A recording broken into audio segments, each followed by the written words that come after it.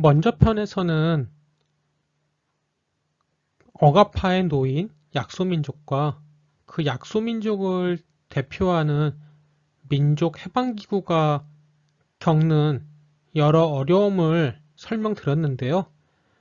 국제사회에서 약자로 살아가려면 다양한 어려움을 겪게 됩니다. 그러나 본론은 지금부터인데요. 2차 대전에서 독일을 제압하는 데 압도적 기여를 한 덕에 소련은 동유럽부터 외몽골과 만주, 또 한반도 북부를 아우르는 방대한 영토를 세력권으로 확보하였고, 이를 바탕으로 인류가 여태껏 처해보지 못한 새로운 제국을 수립하였기 때문입니다.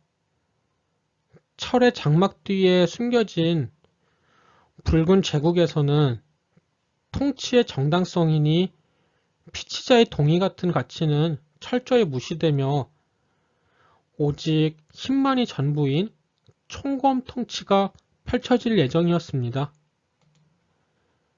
2차 세계대전의 종전이 다가오면서 국가 간의 세력 균형이 완전히 붕괴되어 미국과 소련만이 황제의 자리에 있고 패전한 독일 등은 물론이고 영국이나 중국조차 하부 협력자조차도 되기 힘들고 그저 제후국에 불과한 상황이 창출되었습니다.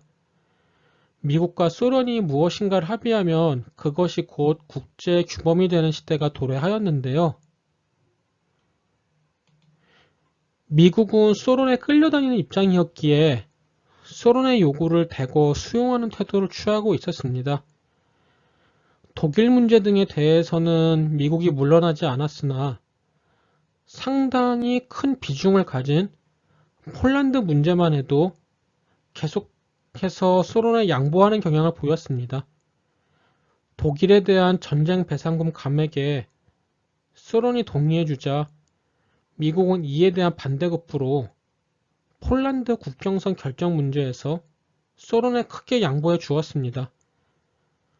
폴란드나 동유럽보다도 훨씬 중요도가 떨어지는 만주, 한반도 외몽골 문제에 대해 미국이 어떻게 나올지는 두말하면 잔소리일 것입니다.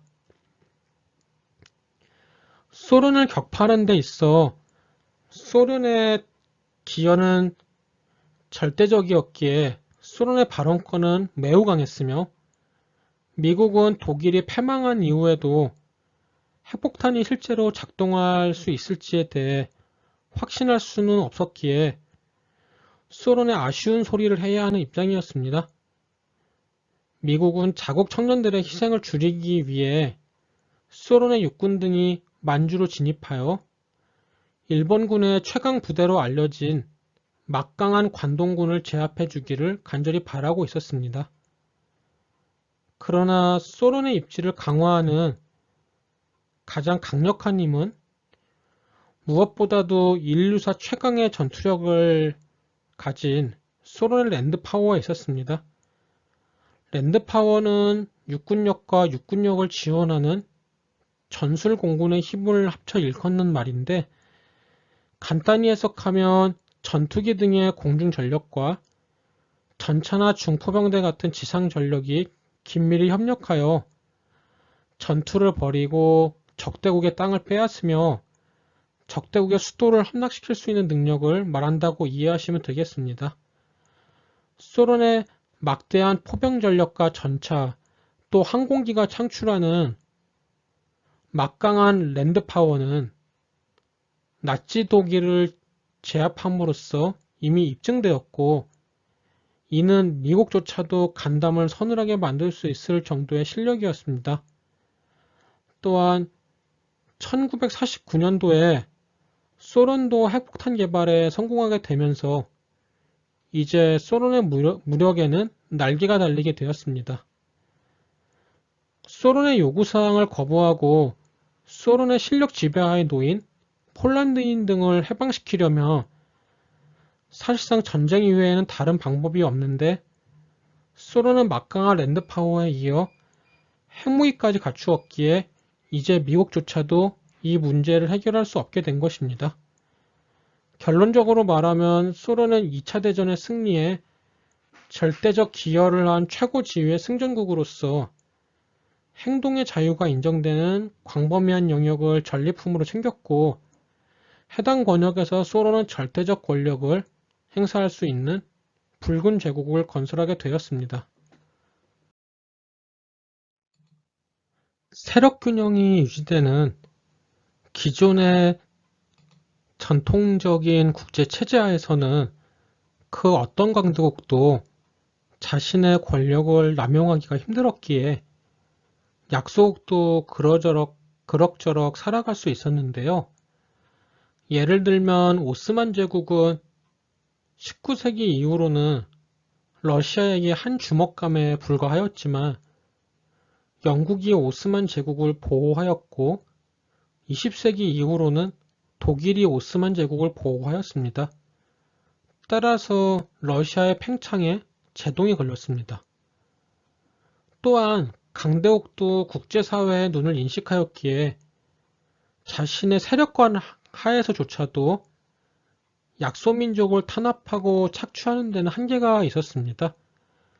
예를 들면 러시아 제국은 짜르러시아 폴란드에서조차 폴란드인의 정치적 대표성을 인정하고 제법 많은 것을 베풀며 관대하게 통치하는 척이라도 하지 않을 수 없었습니다. 그러나 2차 대전 이후에는 이러한 사정은 이제 옛날 얘기에 불과하게 되었는데요. 막강한 랜드파워에 이어 핵무기까지 보유하게 된 소련은 자신의 포갑 통치에 대한 외부 세계의 개입을 절대적으로 거부할 수 있는 실력을 보유하였고 수천만 명의 사람을 살육하고 대부분 사람을 노예로 부리는 극단적 포갑 통치 체제인 볼셰비즘 독재 체제를 소련의 전 세력권에 이식하였기 때문입니다. 소련 정권은 외부의 군사적 개입이나 공격에 이어 내부의 비판으로부터도 절대적으로 자유롭게 되었기에 원하는 모든 것을 할 수 있게 된 것입니다. 이제 미국이 보호해주는 몇 개의 민족을 제외한다면 유러시아에 거주하는 대부분의 약소민족은 소련의 노예로 전락하였기에 이들의 동의라는 것은 없어도 그만인 매우 사소한 것이 되어버린 것입니다. 스탈린의 말을 빌면 바비큐를 서빙하는 데 있어 마침 겨자 소스가 없다고 해도 그게 그렇게 심각한 문제가 되는 것은 아닐 것이었습니다. 소련은 그냥 군사력으로 해당 민족의 저항 세력을 밀어버려도 되고 정구색을 갖추기 원한다면 정통성 있는 임시정부를 나치 내통자 등으로 몰아서 학살해버리고 자신들에게 복종할 공산주의자들로 구성된 어용 임시정부를 세워 해당 단체가 해당 민족을 대표하는 정통성 있는 임시정부라 우기면서 이들의 동의를 받아도 될 것이었습니다. 물론 두 방법 다 실행해도 무방할 것이었고 다른 방법도 얼마든지 있습니다. 가능성의 겨우는 무한이었습니다. 소련은 자신의 세력권 내에서는 자신이 원하는 모든 것을 할 수 있을 절대 권력을 누렸는데요. 예를 들어 소련이 폴란드 국민을 대표하는 정당한 임시정부로서 인정받았던 폴란드인의 런던 임시정부와의 관계를 끊고 자신들의 꼭두각시에 불과한 공산주의자들로 구성된 루블린 폴란드 세력을 내세워 이들을 소련이 통치하는 공산 폴란드 건설의 기반으로 삼았습니다. 물론 수년 후에는 미국의 체면을 살리기 위해 명목상으로나마 내각에 참여시켰던 런던 임시정부 출신 인사마저 숙청해버리면서 공산화를 완료하였습니다. 그러나 미국조차 이를 막기 위해 할 수 있는 일이 없었습니다. 이제 소련의 세력권에 존재하는 모든 나라에서는 피어간 민족을 대표하는 민족 해방기구가 자민족의 해방을 위해 어떠한 노력을 해왔는지와 상관없이 소련 독재 정권의 의지가 모든 것을 결정해버리는 적나라한 약육강식 시대가 도래한 것입니다. 들어주셔서 감사합니다. 다음 편에는 소련의 세력권으로 편입된 약소민족의 운명을 폴란드의 임시정부를 중심으로 하여 구체적으로 설명해 드리는 소련과 폴란드 임시정부 편으로 찾아뵙도록 하겠습니다. 감사합니다.